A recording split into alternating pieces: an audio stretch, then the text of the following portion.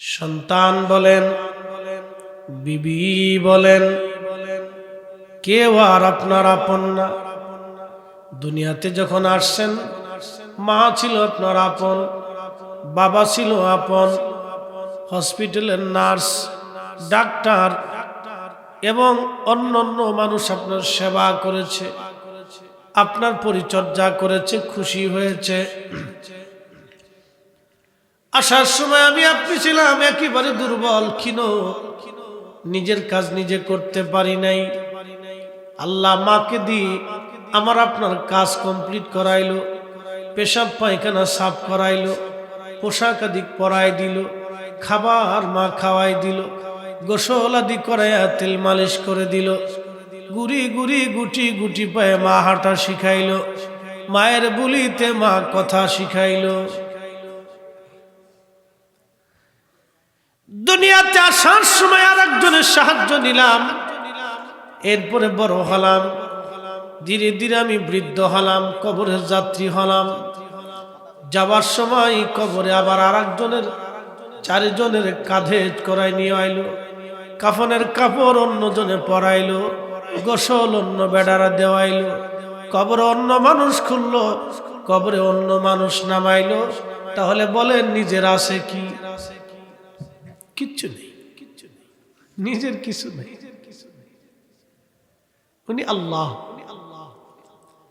তাফাক্কারুনা ফি খালকিস সামাওয়াতি ওয়াল আরদ। আল্লাহ বলছে আমাকে নিয়ে চিন্তা করো না, তুমি সৃষ্টি নিয়ে চিন্তা করো। খাসার ভিতর চিন পাখি কেমনে আসে যায়। এই যে রুহু, রাম আমাকে রুহুটা দিলেন মায়ের পেটের ভিতরে, এটা একটা ইঞ্জিন। যতদিন মন আল্লাহর হুকুম হবে ততদিন দুনিয়াতে থাকবে। ওয়াসআলুনাকা আনির রূহি কুলির রূহু মিন আমরি রাব্বি। হুকুম যখন আসবে, মালিক বললেন এই রূহ আমি আল্লাহর হুকুম, হুকুম আসার সঙ্গে সঙ্গে এক সেকেন্ডও দেরি হবে না। কথা বলেন ঠিক কিনা? এক সেকেন্ড, এক মুহূর্তে। সুলাইমান আলাইহিস সালামের রাজ দরবারে আজরাইল আলাইহিস সালাম আসা যাওয়া করতেন। তো বিরাট বড় রাজ দরবার, বর্তমান যেটা ফিলিস্তিন, গাজা, এটার আগের নাম ছিল আসকালান। এই পুরা অঞ্চলটা ছিল সুলাইমান আলাইহিস সালামের রাজ দরবার। বিরাট বড় রাজ দরবার, জিন আর মানুষ দুইটা জাতি ছিল ওনার মন্ত্রী পরিষদ। 350 ছিল জিন মন্ত্রী, 350 ছিল মানুষ মন্ত্রী। একসাথে বলবেন সুবহানাল্লাহ। জিনদেরকে উনি কাজ করতেন, জিনেরা ওনার মন্ত্রী পরিষদে ছিল। পৃথিবীর সবচেয়ে বড় বড় শক্তিশালী জিনরা ওনার গোলাম ছিল। পৃথিবীর সমস্ত শক্তিশালী জিনেরা ওনার গোলাম ছিল। তো বিরাট বড় এই দপ্তর উনি দুইটা বাহিনী দিয়ে চালাইতেন, একটা মানুষ আর একটা জিন। আর পৃথিবীর কর্তৃত্ব আল্লাহ ওনারে দিয়েছিলেন জিন এবং মানুষের উপরে। বাতাসের উপরে আল্লাহ ওনাকে অধিকার দিয়েছিলেন, পশু পাখি আল্লাহর মাখলুকের উপরে আল্লাহ ওনাকে কর্তৃত্ব দিয়েছিলেন। সুলাইমান আলাইহিস সালাম বিরাট বড় প্রাসাদের মালিক ছিলেন। তো আজরাইল আলাইহিস সালাম ওনার দরবারে আসা যাওয়া করতেন। তো একদিন আজরাইল আলাইহিস সালাম ওনার দরবারে যায়, দেখে এক যুবক বসে রয়েছে, কিন্তু তার মৃত্যু হবে চীনে, দুঃখিত ভারতে, হিন্দুস্তানে। তখনও হিন্দুস্তান ছিল। দেখেন, তার মৃত্যু হবে হিন্দুস্তানে, ভারতে। আজরাইল আলাইহিস সালাম আশ্চর্য হলেন যে তার কিছুক্ষণ পরে তার মৃত্যু হিন্দুস্তানে হবে, কিন্তু সে ফিলিস্তিনে সুলাইমান আলাইহিস সালামের রাজ দরবারে বসে রয়েছে, কি করে হবে এটা? আজরাইল আলাইহিস সালাম খুব আশ্চর্য, এটা এখন কি করে? কিছুক্ষণ পরেই তার মৃত্যু হবে, কিন্তু মৃত্যুর ঠিকানা হচ্ছে হিন্দুস্তান। ওমা তাদরি নাফসুন বিআইয়ি আরদিন তামুত। একদিন মাটির ভিতরে হবে ঘরে, মন আমার কেন বন্ধ দালান ঘর।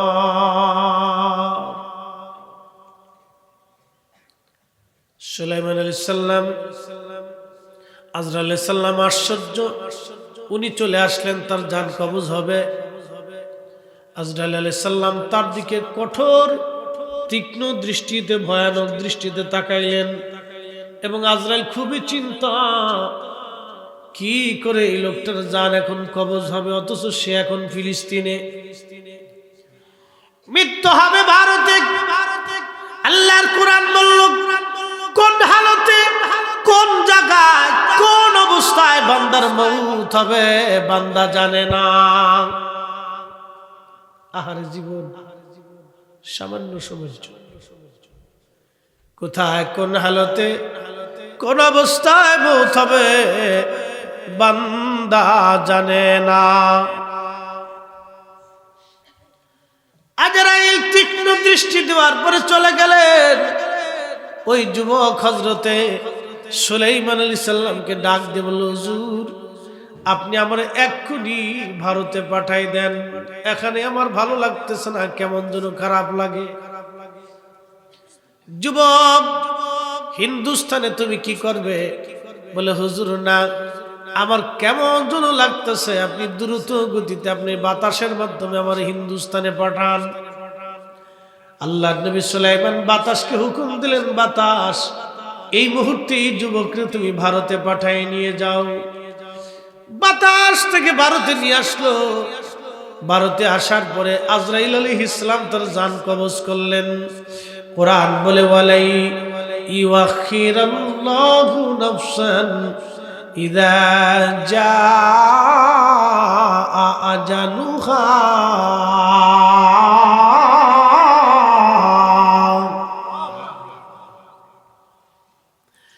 আল্লাহ বলে বান্দা তোমার হায়াত শেষ, এক সেকেন্ড তুমি দুনিয়াতে থাকতে পারবা না, এক মুহূর্ত কাল আর কোনো অবকাশ নাই।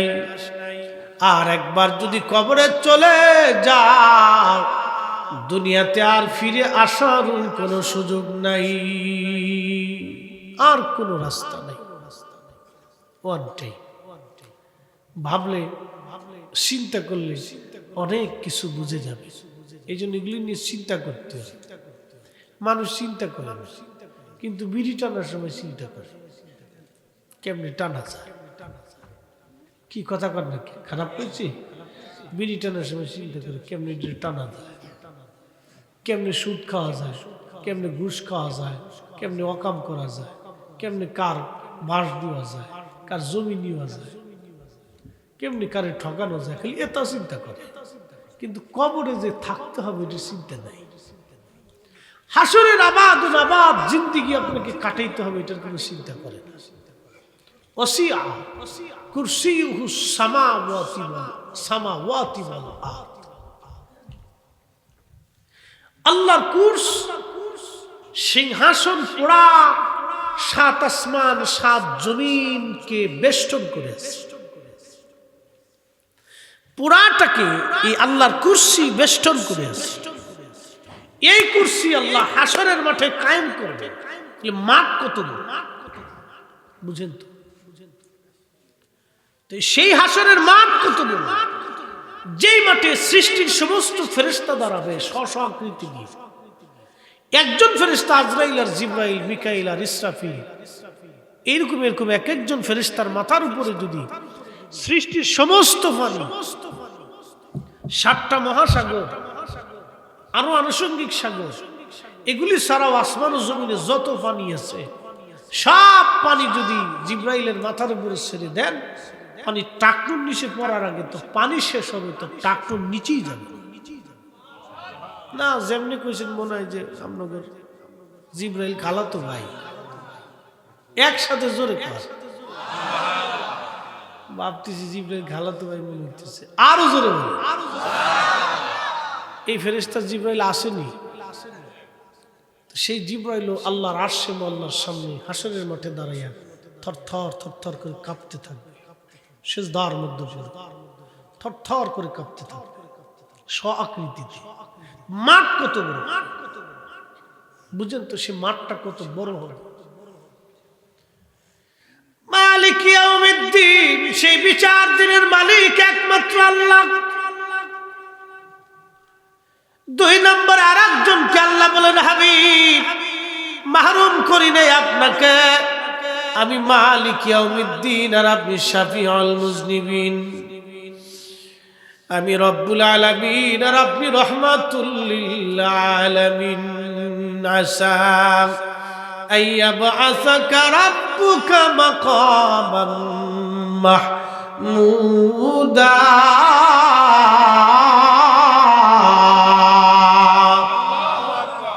আমি আল্লাহ আরশে আলা, আপনি নবী মাকামে মাহমুদ ওয়ালা। কত বড় মর্যাদা। আমি রব আরশে ওয়ালা, আপনি মাকামে মাহমুদ ওয়ালা। আমি আরশের অধিপতি, আপনি মাকামে মাহমুদের অধিপতি।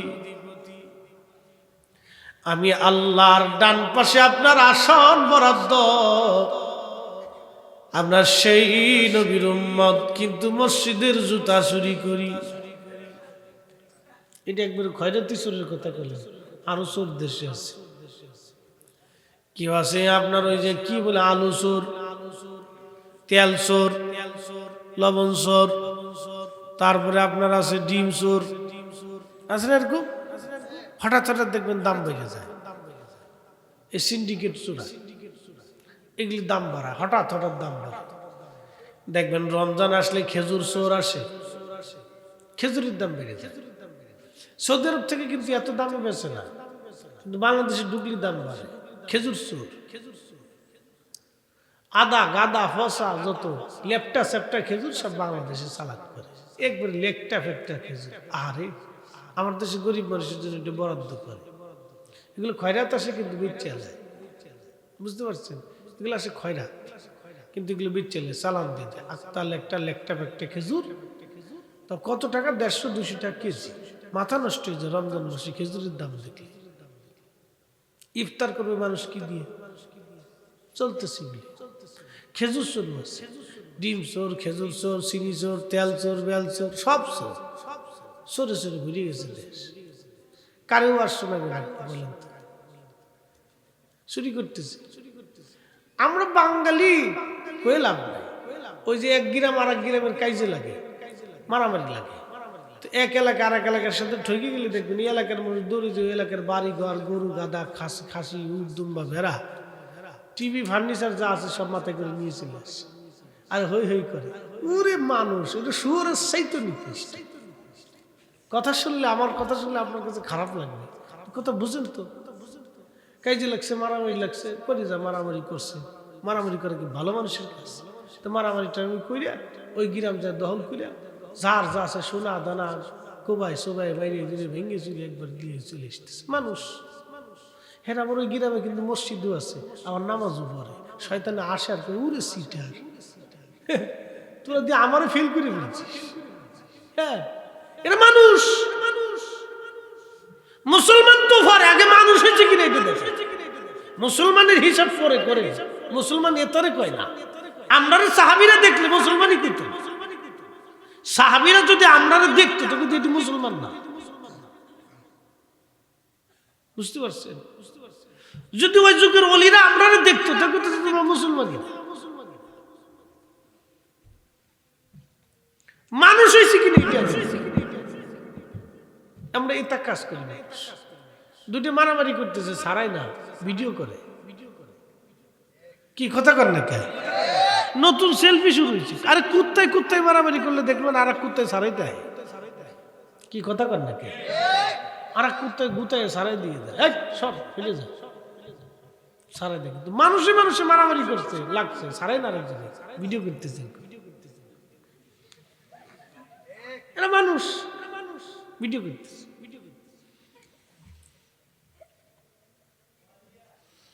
একবার তো আগুন লাগছে পানি দিবে তা না ভিডিও করতেছে কি কথা কর না কে মানুষ এরা মানুষ এদের আহলের ভিতরে কুত্তাই মুইতে দিছে কথা খারাপ কইছি শুনতে খারাপ শোনা যাবে কথা তো সত্য কুকুরে পেশাব না করলে তো মানুষ আগুন না নিবে ভিডিও করে ভিডিও করতেছে এরা মানুষ শোনেন আমরা এত নিচু পর্যায়ে গেছি তা ভাষায় প্রকাশ করার মতো আল্লাহ আমাদেরকে সর্বশ্রেষ্ঠ জাতি বানিয়েছে কুনতুম খায়রা উম্মাতিন উখরিজাত লিন-নাসি তা'মুরুনা বিল মা'রুফি ওয়া তানহাউনা আনিল মুনকার তোমাদেরকে আমি সর্বশ্রেষ্ঠত্ব দিয়েছি পৃথিবীতে 4 লক্ষ প্রজাতির জীব আছে 4 লাখ এটা বিজ্ঞানের গবেষণা এর চেয়ে বেশিও আছে কম নাই আর কত লক্ষ প্রজাতি আছে আল্লাহ ছাড়া কেউ জানে না 4 লক্ষ প্রজাতির জীব শুধু পৃথিবীরই ভূখণ্ডে আসমান আছে জমিন আরো আছে আসমানে জমিনের ভিতরে আরো কত জীব আল্লাহ বানাইলো কোন জীবের আল্লাহ আশরাফুল মাখলুকাত বানাই নাই খায়রে উম্মাহ আল্লাহ বানাই নাই এই জাতির আল্লাহ খায়রে উম্মাহ বানাইলেন সর্বশ্রেষ্ঠত্ব আল্লাহ দিলেন কিন্তু এই জাতির কাজে কর্মে পশু পাখিরাও পর্যন্ত লজ্জা পায় কথা কর না কেন ঠিক কিনা অর্ধ উলঙ্গ হয়ে একটা মাইয়া বনানী গুলশানে হাঁটতেছে মনে কিছু নেই না ডন্ট মাইন্ড এগুলো আমরা সহে পড়ে বলে চোখ বাইন্দে থুইতে পারেন না বানলি তো গাড়ির নিচে পড়তে অর্ধ লোক সেই মেয়েটা কারো মেয়ে হবে কারো বোন হবে কারো স্ত্রী হবে চলতেছে স্বামীও কিছু বলে না বাপও কিছু বলে না ভাইয়েরাও কিছু বলে না চাচারাও কিছু বলে না ফুফুরাও কিছু বলে না খালারাও কিছু বলে না কুত্তা এদিকে দেখে চিন্তা করি আমরা না হয় ল্যাংটা তুরা ল্যাংটা হইস কুত্তায় চিন্তা করে তুরা ল্যাংটা হইস তোরা না মানুষ বুঝতে পারছেন মানুষ নাম দিছে মুক্ত স্বাধীন স্বাধীন হইস তাহলে আমরা ফ্যান লয়ে গেছো গেঞ্জি লয়ে গেছো তো জাঙ্গিটা লয়ে যা কথা খারাপ কইছি ভাই শুনতে খারাপ শোনা যাবে কিন্তু কথা খারাপ কই আমার ফ্যান লয়ে গেছো আমার গেঞ্জি লয়ে গেছো শার্ট লয়ে গেছো তো জাঙ্গিটা লয়ে যা আমার জুব্বা লয়ে যা নারী নারীর পোশাক পরবে পুরুষ পুরুষের পোশাক পরবে যেই নারী পুরুষের পোশাক পরে আল্লাহ রাসূল বলেছে তার উপরে আল্লাহর লানত ও দাউস আল্লাহর জান্নাতের ঘ্রাণ পাবে না 500 বছর দূর থেকে জাহান্নাম আল্লাহ পাঠাবে এটা আমার কথা না এটা আল্লাহ রাসূলের কথা এইগুলি কিয়ামতের আলামত প্রিয় নবীজি বললেন উম্মতে পৃথিবীতে প্রকাশ্যে নাচ গান চলবে কিন্তু কেউ বাধা দেবে না প্রকাশ্যে একবারে হাতে হাতে মোবাইলে চলে গেছে নাচ গান প্রকাশ্যে গায়িকারা নাচতে থাকবে প্রকাশ্যে নর্তকী নাচতে থাকবে প্রকাশ্যে গায়িকারা গান গাইতে থাকবে কিন্তু কেউ বাধা দিবে না এইগুলি কিয়ামতের আলামত আমানা আমানতের খেয়ানত এসে যাবে আর ওয়ামাতুসসালা উম্মত নামাজকে মেরে ফেলে দিবে হত্যা করবে নামাজ পড়বে না নামাজ দুই একজন যাহা পড়বে তা মানুষ দেখানোর জন্য নামাজ পড়বে এরা নামাজ পড়বে মানুষ দেখানোর জন্য রোজাও রাখবে মানুষ দেখানোর জন্য দানও করবে মানুষ দেখানোর জন্য ইবাদতও করবে মানুষ দেখানোর জন্য সব মানুষ দেখানোর জন্য হয়ে যাবে ইখলাসের জন্য কিছুই হবে না যুদ্ধ জিহাদও করবে মানুষ দেখানোর জন্য এই জন্য আল্লাহ বলে দিলেন কুল হুজুর আপনি বলে দেন ইন্না সালাতি ওয়া নুসুকি ওয়া মাহইয়ায়া ওয়া মামাতি লিল্লাহি রাব্বিল আলামিন ঘুমাইছে কষ্ট হচ্ছে, আর একটু চলবে। তাবরক না থাকলে অনেকে কয় না খিচুড়ি নেই, লাভ নেই, যাই কি। তাহলে বুঝতে পারবে হলো খিচুড়ির ভক্ত। কি কথা কর না কে, এটা খিচুড়ির ভক্ত। আর আজকে যারা বসে রয়েছে সব আল্লাহর ভক্ত। আসতে কইলেন কে, মতলব মনে হয় ভালো না, সব আল্লাহর জন্য বসে রয়েছেন। কার জন্য? লিল্লাহি রাব্বিল আলামিন, শুধু আল্লাহর জন্য এখানে বসে থাকে। কার জন্য? আল্লাহর জন্য। যত সময় বসবেন তত সময়টা জান্নাতের কারণ। যত সময় বসবেন তত সময়টা জান্নাতের কারণ, মনে রেখে। প্রিয় উপস্থিতি, কঠিন হাসরের মাঠের কথা বলছিলাম। আজরাইল আর জিব্রাইল, মিকাইল আর ইসরাফিল, মালিক, কেরামান কাতিবিন, মুনকার নাকিরের দল আল্লাহর সামনে সিজদার মধ্যে পড়ে থরথর করে কাঁপবে। মুনকার নাকিরের চিন্তা আমি কি দায়িত্ব পালন করছি কিনা ঠিক মতো, কেরামান কাতিবিনের চিন্তা দায়িত্ব পালন করছি কিনা ঠিক মতো, রহমান ফেরেশতাদের চিন্তা দায়িত্ব পালন করছি কিনা ঠিক মতো, মালিক আজরাইল, ইসরাফিল আর মিকাইলদের চিন্তা ঠিক মতো আমি দায়িত্ব পালন করছি কিনা। সবাই থরথর করে কাঁপবে। জিন জাতি দেখা যায় না, কিয়ামতের মাঠে তারাও স্ব আকৃতি নিয়ে আল্লাহর সামনে সিজদায় পড়ে কাঁপতে থাকবে। পৃথিবীর সমস্ত মানব জাতিগুলি আল্লাহর সামনে সিজদায় পড়ে কাঁপতে থাকবে। এমনকি কুল মাখলুক, পশু পাখিরাও আল্লাহর আদালতে দাঁড়ায় যাবে। গরু, ছাগল, উট, দুম্বা, ভেড়া, বকরি এগুলিও আল্লাহর আদালতে দাঁড়াবে। কোটি কোটি গরু, ছাগল, উট, দুম্বা, ভেড়া, বকরি, পশু পাখি, বাঘ, ভাল্লুক, শিয়াল, কুত্তা আল্লাহর আদালতে দাঁড়ায় যাবে। বলে হুজুর, শিয়াল কুত্তার বিচার আবার কেমনে হবে? এই উত্তর পাড়ার কুত্তা দক্ষিণ পাড়ার কুত্তার বিরুদ্ধে মামলা দিবে। 4 কোরিয়ার উত্তর পাড়ার কুত্তা এই দক্ষিণ পাড়ার কুত্তার বিরুদ্ধে মামলা দিয়ে কবে, আল্লাহ আমি উত্তর পাড়া গেছিলাম, দক্ষিণ পাড়া গেছিলাম, আর আমার কামড়াইছিল। দেখছেন কুত্তা বিচার দিবে, আল্লাহ আমার কামড়াইছিল, মারছিল, আমি বিচার চাই। আল্লাহ ডাক দিবে, তোর যেমনে কামড়াইছিল তুমি এমনি কামড়াই দাও। গরু মামলা করে বলবে, উত্তর পাড়া থেকে ছুটে আইসো, আমার গুতাইছিল, মারছিল, আল্লাহ বিচার চাই। আল্লাহ সেই দিন বলে, তোর যেইভাবে গুতাইছিল তুই এইভাবে গুতাই দাও। বাঘে বাঘের বিরুদ্ধে মামলা করে বলবে, রব ও আমার সেই দিন মারছিল, খাইতে দেয় নাই। আল্লাহ বলবে, তোমার যেইভাবে মারছিল তুমি সেইভাবে মাইরে দাও। পশু পাখিদের বিচার হয়ে যাওয়ার পরে আল্লাহ তাদেরকে মাটি বানাই দিবে। কিন্তু ওই দিন জাহান্নামী যারা থাকবে তারা এই পশু পাখিদের বিচার দেখার পরে, মাটি হয়ে যাওয়ার পরে তারা শরীরের গোশতগুলি কামড়ায় কামড়ায় টেনে টেনে ছিঁড়ে ফেলবে। যেখানে লাগল পাবে সেখানে কামড়াবে, গোশতগুলি কামড়ায় টেনে টেনে ছিঁড়ে ফেলবে। আল্লাহু আকবার। আর বলবে, হায় আফসোস, আমরা মানুষ হইলাম কেন রে? আমরা শিয়াল কুত্তা হইয়া জন্ম নিলেই আজকে বেঁচে যেতে পারতাম। আমরা কেন মানুষ হইলাম, কেন মানুষ হইলাম? ওরা তখন বলবে, ওয়ালাই আখিরাল্লাহু নাফসান, ওরা সেদিন বলবে, ফায়াকুল রব্বি লাউলা আখরতানি ইলা আজালিন করিব, আল্লাহ আবার দুনিয়াতে পাঠান, আমাদেরকে অবকাশ দেন, আবার সুযোগ দেন। আল্লাহ বলবে, বান্দা আর কোনো সুযোগ নাই, আর কোনো সুযোগ নাই। তাহলে বলেন, দুনিয়ার থেকে হুকুম মানব কার? আল্লাহটা মাইনে গেলি বাঁচবেন, তাহলে মহা বিপদ। এই বিপদের কোনো বাপ মা নাই। এত কঠিন বিপদ, এই বিপদের কোনো হাত পা নাই।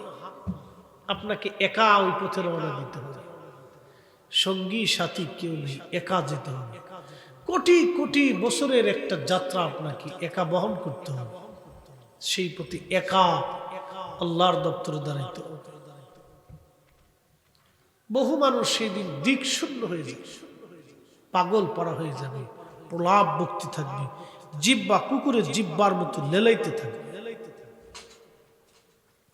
সূর্য 2 থেকে 1.5 কিলোমিটার মাথার উপরে তাপ সরাইতে থাকবে, মানুষ পুরে ঝলসে যাবে না। সেই ভিতর থেকে পুড়তে থাকবে, বাহির থেকে পুড়বে, ভিতর থেকে পুড়ে পুড়ে শরীরের ঘাম নির্গত হয়ে কারো থুতনি, কারো বুক, কারো নাভি পর্যন্ত ডুবে যাবে।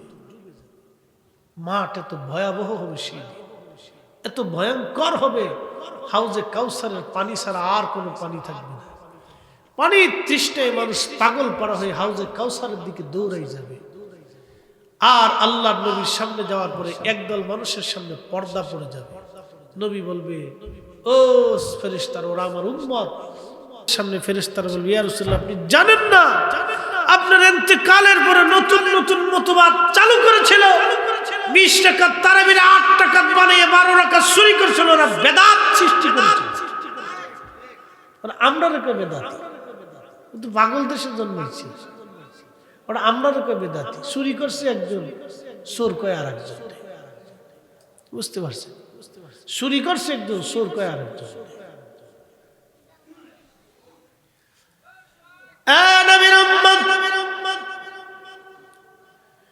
খুবই মনোযোগ দিয়ে শুনিয়া যারা,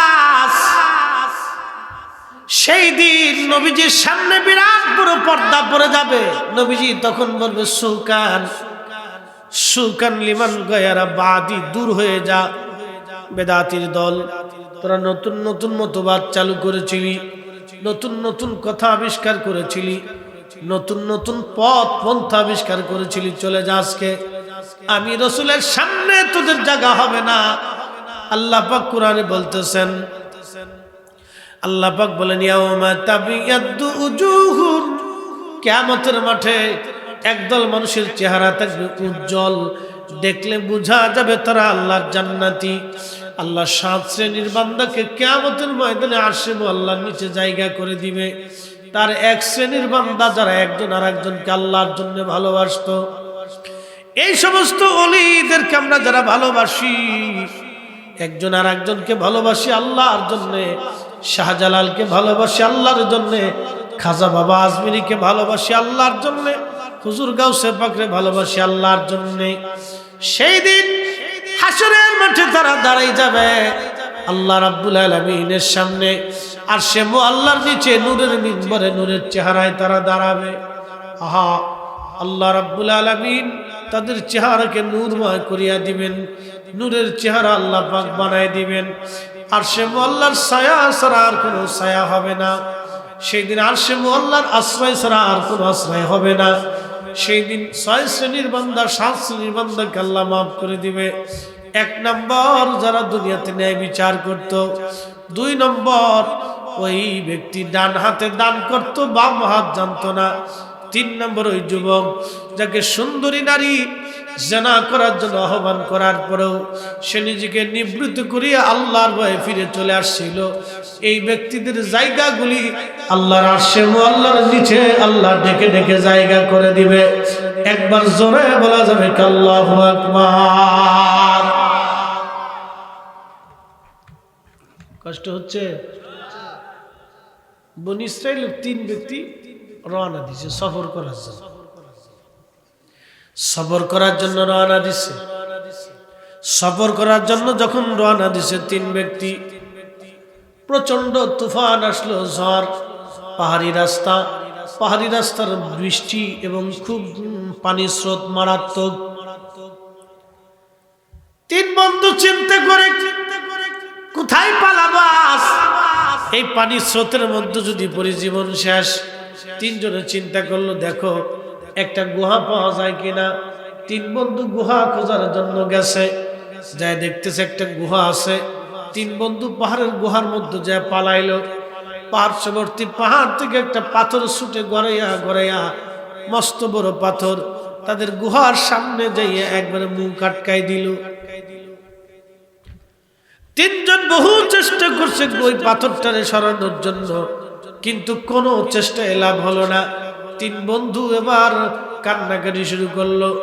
একজন আর একজনকে বলে, বন্ধু রে, এই অবস্থায় যদি মারা যায় দুনিয়ার কেউ আজকে জানবে না আমরা কখন কিভাবে মারা গেছি, সন্তানরাও জানবে না রে বন্ধু। কি করা যায়? তিনজনে কান্নাকাটি। একজন বুদ্ধিমান ডাক দেখে, বন্ধুরা রে, আজকে কেঁদে কোনো লাভ হবে না, আজকে পাথর আল্লাহ ছাড়া আর কেউ সরাইবে না। তোমরা আমাদের জীবনের কোন কোন নেক আছে, এই নেকগুলি উসিলা করে আল্লাহর দরবারে দরখাস্ত করো। দেখি আমার মাবুদ এই দোয়া যদি কবুল করে তাহলে পাথর আল্লাহ আজকে সরাবে, আল্লাহ যদি কবুল না করে রে পাথর আজকে সরবে না। তিন বন্ধু একজনে হাত বাড়াইছে, আল্লাহ তুমি জানো জীবনে কোনোদিন আমি ভালো কাজ করি না, আমি একটা ভালো কাজ জীবনে করছি। তাই আল্লাহ রেখো, আল্লাহ আমার জীবনে কোনো ভালো কাজ নেই, আমি একটা ভালো কাজ করছি। আল্লাহ তুমি তো জানো আমার বাড়ি একটা দিন মজুর ছিল, সারাদিন কাজ করার বিনিময়ে আমি 1 সা গম দিতাম, 1 সা 300-এর উপরের। এই 1 সা গম নিয়ে তার সংসার চলতো, অনেক কষ্ট করে দিন চলতো। দিন মজুরের অনেক কষ্ট ছিল। আমাদের দেশে দেখবেন সারাদিন পরিশ্রম করার পরে 500 টাকা রুজি করে, 200 টাকা, 300 টাকা, 400 টাকা রুজি করে, এরকম মানুষ আছে। কথা কেন না কেন আছে না? ইমাম সাহেবের বেতন কত? 4000 আছে, 5000ই ধরে। 5000 যদি মাসে হয় তাহলে দিনে পড়লো কত? 250। 250। আচ্ছা এই আমার দিকে তাকান, টেনশন। 250 টাকা একজন ইমাম সাহেবের স্ত্রী আছে, সন্তান আছে, কি হয়? তারপরে এর ভিতরে অনেকে আছে ইমামের চাকরি খাওয়ার জন্য বসে দেয়। ঠিক আসতে বললেন কেন? ইমামের চাকরি খাওয়ার জন্য বসে থাকে, কেমনি খাওয়া যায়? আর যদি কমিটির কারণে আমি দোয়া না করি তাহলে চাকরি শেষ। ওরে সর্বনাশ, তার জীবন বাইর করে ফেলে দেখবে। আহা, 200 টাকা প্রত্যেক দিন পরে। আচ্ছা স্ত্রীও নাই, সন্তানাদিও নেই, মা তো আছে, বাবাটা তো আছে। 200 টাকা দিনে একটা বিড়ির দাম কত? 18 টাকাটা বাদ দিলাম, একবারে সর্বনিম্ন এটা কত? 5 টাকা। একজন প্রত্যেক দিন একজন বিড়ি কয়টা খায়? এক প্যাকেটে কয়টা থাকে? 20টা। তো 20টা বিড়ি প্রত্যেক দিন খাইলে কত গেল? 100 টাকা শুধু বিড়ির পিছনে গেছে। মাসে গেলে কত? 3000 টাকা। সাফানেরটা বাদ দিলাম, খালি বিড়িরটা হিসাব করি। এই যে 3000 টাকা সে বিড়ির পিছনে খরচা করলো, এর যদি কন 200 টাকা মসজিদের ইমাম সাহেবের বেতন বাবদ দেন, এতে 6 মাস ঘুরাইতে ঘুরাইতে কেশিয়ারের জুতা শেষ করে ফেলা। এই কথা কর না, এগুলো এক ধরনের নীরব জুলুম, আল্লাহর সাথে বাহানা, আল্লাহর ঘরের সাথে ফাজলিম। ও সময় ঘুমাই ঘুমাই স্বপ্ন দেখে জান্নাতের ভিতরে 80টা হুল নিয়ে ঘুরতেছে, শয়তানে আসার সিটা আর যতই ধান্দা করে কাজ হবে না। তোমার বিড়ি চলে, পান চলে, চা চলে, মসজিদে 500 টাকা চলে না। না, তুমি ঘুমাইয়া বেহেশত পাওয়ার চাইতেছ, বুঝে যায় না। এগুলি হিসাব কষে দিলাম। মসজিদ কমিটির দোষ দিয়ে লাগবে, পাবলিকের টাকা দেয়। অনেক মুসল্লি আছে গ্রামের, ডিশের বিল চলে, কারেন্টের বিল চলে, সব চলে, খালি মসজিদের 100 টাকা বেতন চলে, দিবেই না সে। 6 মাস ঘুরাইতে ঘুরাইতে রমজান মাসে এসে ঠেকাইয়া এরপরে কয় দিবানে। রমজান শেষে এসে 2-3 মাসেরটা দিয়ে কয় দেবানে। দিবানে আর কিয়ামত পর্যন্ত খবর নাই। ইমাম সাহেবের হিসাবটা দিয়ে, আল্লাহর ঘরের হিসাব দিয়ে কিন্তু জান্নাতে যাওয়া লাগবে। সিংবিহীন আর সিংওয়ালা প্রাণীদের হিসাব হবে সেদিন। কুত্তারও বিচার করবে, কুকুরের যদি বিচার হয় তাহলে আপনাকেও সেই দিন আল্লাহর কাঠ করে দাঁড়াইতে হবে। আল্লাহর ঘরের মসজিদের হিসাব দিয়ে তারপরে বেহেশত যেতে হবে। ঠিক কইলেও ঠিক, না ঠিক কইলেও ঠিক, দিয়ে তারপরে যেতে দেয় না। মনে করছে না দিয়ে বিহস্ত হয়ে যাবে। প্রিয় ভাইরা আমার, কঠিন হাসরের মাঠের কথা বলতে বলতে আমি ইমামের অধিকারের কথা বলতে যে পর্যন্ত গেলাম। বাবাজি, একজন মানুষ 500 টাকা রুজি করে এই ডাল ভাত খেয়ে কোন রকম এশার নামাজ পড়ে রাত্রিবেলা ঘুমাইলো, তার এক ওয়াক্ত এশার ওয়াক্তের এক ওয়াক্ত নামাজ এক পাল্লায় দিয়ে দিবেন। আর সুদখোর আর হারামখোর ঘুষখোরের সারা জীবনের নামাজ যদি আর এক পাল্লায় দেন, হালাল রুজি করার ওই দিন মজুরের এক ওয়াক্ত এশার নামাজের সমান হবে না। এটার নাম হালাল খাওয়া, এটার নাম বৈধ হালাল। প্রিয় নবী যে বললেন কিয়ামতের আরেকটা আলামত তোমরা শুনিয়া নাও, হারাম, একেবারে হারাম। মানুষ হারামকে হারাম মনে করবে না, অর্থ উপার্জন করবে, অবৈধভাবে প্রতিযোগিতা শুরু করবে। দিন মজুর ওই লোকটা ডাক ডাকা, রব্বুল আলামিন, আমার দিন মজুর আমি 1 সা গম দিতাম, কোন রকম তার দিন চলতো। আল্লাহ, প্রত্যেক দিন তারে গম দিয়ে দিতাম, কাজের বিনিময়ে আমি তারে পরিশোধ করে দিতাম। একদিন কাজ করে চলে গেল, কিন্তু সেই দিন সে গম নেয় নাই, বিনিময় না নিয়ে চলে গেল। বহুদিন পর সে ফিরে আসছে, অনেক বছর পর সে ফিরে আসছে। আমার কাছে এসে বলতেছে, মালিক, আপনার কাছে 1 সা গম পাইতাম, আমি গরিব মানুষ, বাচ্চারা ক্ষুধার্ত, দয়া করে আপনি গম আমারে দিয়ে দেন। সেই দিন আমি আমার দিন মজুরে ডাক দেখ বললাম, দিন মজুর, গোয়াল ঘরের মধ্যে গরু যা আছে সব নিয়ে যা। দিন মজুর ডাক দেখা, মালিক, গরুর মালিক আমি না, গমের মালিক আপনি, আমি আমার গম দেন, ঠাট্টা করবেন না। আমি ডাক দে বললাম, দিন মজুর রে, আমি ঠাট্টা করি নাই, তুই আমার গম পাইতি আমার কাছে।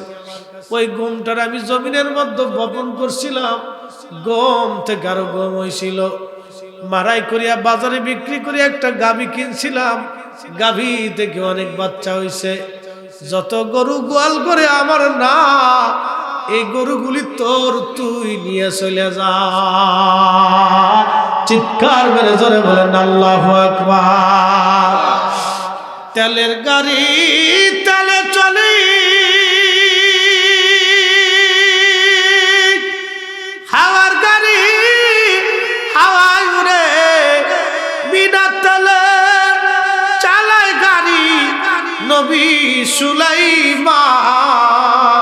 আমরা সেই মুসলমান, আমরা সেই মুসলমান।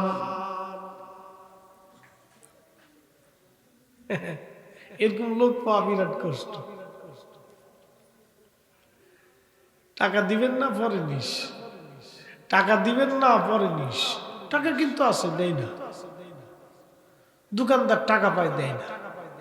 দোকানদার চিন্তা করে কাস্টমার ঠকাই দিস, মালে কম দিয়ে দিয়ে যা, খালি ঠকাঠকির মাল।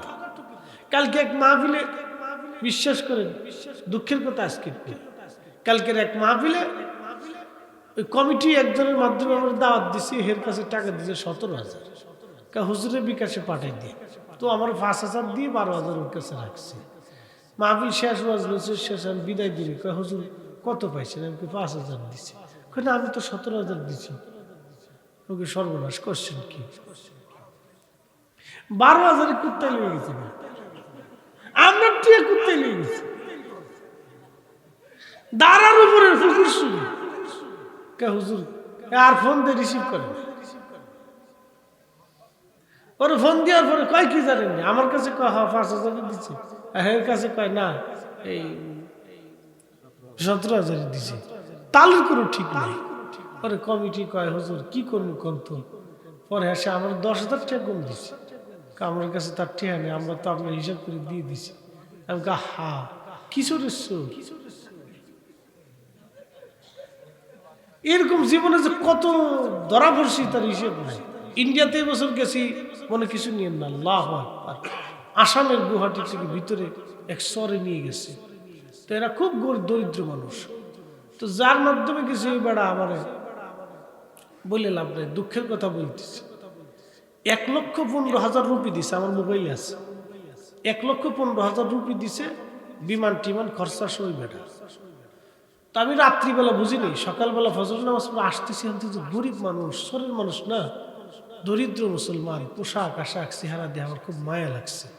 তাই আমি বললাম, ভাই কত টাকা দিচ্ছে ওটা? তা কয়, আমি বললাম যে যদি আপনার সাথে কথা থাকে 1 লাখ রুপি, তাহলে পরে আমি 50,000 ওনাদেরকে ফেরত দিয়ে যাই। আমরা গরিব মানুষ, এত বড় দরিদ্র মানুষ, ওনাদেরকে দিয়ে যাই, ওনারা ভাগযোগ করে এনে গরিব মানুষ যারা আছে তাদেরকে দিয়ে দিবে। আমার কাছে খুব মায়া লাগছে। না 50,000 রুপি দিচ্ছে, আর কিছু খরচা দিচ্ছে। তো পরে আসার পরে আমার কাছে যখন পাঠাইছে, হুজুর আপনারা তো আমরা 1 লক্ষ রুপি দিচ্ছি। আমাকে সর্বনাশ, কত বড় ঢাকায় সি সি জি। পরে শেষে আমি বলে আসছি যে যদি কোনোদিন আপনাদের ইন্ডিয়াতে আসে, তাহলে আপনাদের ফ্রি মাহফিল করে দিয়ে যাব, আমি কাজা কাফারা আদায় করে দিয়ে যাব।